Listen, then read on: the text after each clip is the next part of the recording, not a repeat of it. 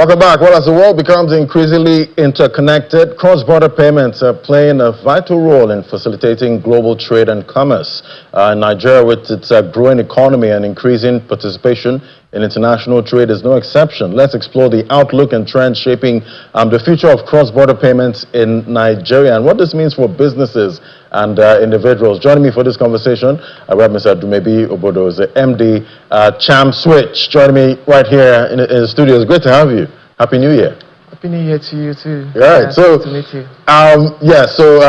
Happy new president. That's in the U.S. And definitely we know that his policies, that's Donald Trump's policies, will have an impact, when it comes to cross-border trade and all of that. So what are you expecting, when it comes to cross-border payments and how Nigeria interacts with, other countries in settling most of these transactions?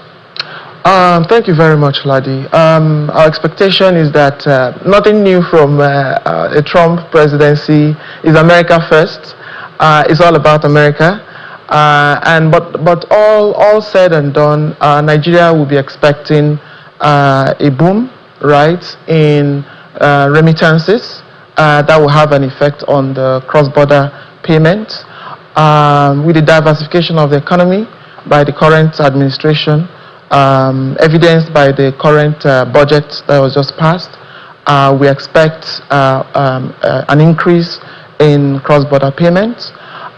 With the technologies coming on board, cryptocurrencies, blockchain and the likes, and the rate of adoption, and considering that Nigeria also is one of the youngest countries in the world, the median age is about 18, so rate of adoption is higher. So these people don't even need any kind of training. They just figure things out themselves. Smart. But is blockchain not some kind of competition, at this point? Because we know for blockchain, it takes out the middleman. So you can send out, maybe through one of these blockchain platforms, you can send out $1 million that'll cost you less than a cent. Yes. Without a middleman. You're just doing that, across the blockchain. Is that competition, or does it complement, the kind of transactions you do? It depends on the way you look at it, right? One thing you can't stunt is technology. It has come to stay. So just find regulations that will ensure that everybody is protected.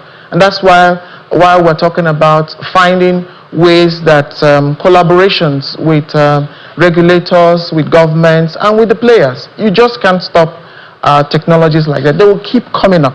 So just keep finding ways you can protect the people, ways you can take out issues around anonymity, ways you can ensure that there's confidence in the system. But in terms of technology coming on board, it will come on board. It will always be used by different people. We've had, conversations recently about the great de-dollarization. We've seen some countries talk about, trying to transact in other currencies, aside the US dollar. But we know Donald Trump is about America first, US dollar first. So would you say other currencies, for transaction settlements, have you seen a trend, maybe in 2024, that some currencies are actually popping up other than the US dollar? There's a trend in the BRICS. I think Nigeria just got admitted in the BRICS. We see that, yes, there's the trend, right? But I believe the US dollar will strengthen because of Donald Trump. But at the same time, Donald Trump, being very smart, has also gotten pro-crypto guys as advisors. So he knows that is the way to compete against the rest of the world, apart from his policies that we all know that he will come up with. So we believe that there will be it's an interesting time. So it seems some kind of balancing act, keeping the dollar as the reserve currency, but he's also exploring. Absolutely. It makes a whole lot of sense, because you can't be doing the traditional thing all the time. Technology has a way of disrupting things. So the best way is to get ahead of the technology, run with the technology, and also possibly get ahead of it. Position yourself policy-wise, position yourself infrastructure-wise, and ensure that you don't get caught off guard. Right, and talking about trade, now we know obviously the AFCFTA, Nigeria somehow started taking advantage of that trade bloc in 2024. How would you describe payments through that platform? Have you seen more value or volume of trades coming through AFCFTA? Absolutely. The volume and velocity of payments will definitely increase. Currently, the AFTA, I think, is operational in about 10 countries. Djibouti, Namibia, Nigeria are quite a good number of countries. And good thing is that beneath AFCFTA, there's PAPS, Pan-African Payment Settlement System, to take care of issues around different currencies and the likes, conversion and the likes. So currently they are partnering with one of the major banks in Nigeria and ensuring that all the issues around settlement and around exchange rates are not taken care of. So the volume and velocity of payments will definitely increase. Right, and definitely with the Trump presidency, it seems everyone is bracing for some kind of trade war. Absolutely. With China. So do you see a trend where maybe Africa starts to trade with Africa more? With all of these solutions, coming up for payments and, settlements of different currencies? Absolutely. I expect Africa to be a lot more united this time around, leveraging the AFTA and the PAPS platforms, a lot more united, a lot more focused. It's always been said Africa can only be developed by Africa. And then, of course, trade with those who have your interests, right? If China is bringing the funds and bringing the infrastructure, which we believe the BRICS platform provides, and why not play with them? So we believe that this is the best time to further push the AFTA initiative, riding on PAPS, right? This is the best time to trade with your friends, basically. Right, and in trading with your friends, would you say African countries are more receptive of other currencies within Africa? Like take for instance a Ghana-Nigeria trade now. A Ghanaians receptive of the Naira, with all of these platforms coming up? It's not so much about being receptive of the Naira. For now, exactly. Where we PAPS basically is to take care of from a technological standpoint, take care of the concerns around losing money.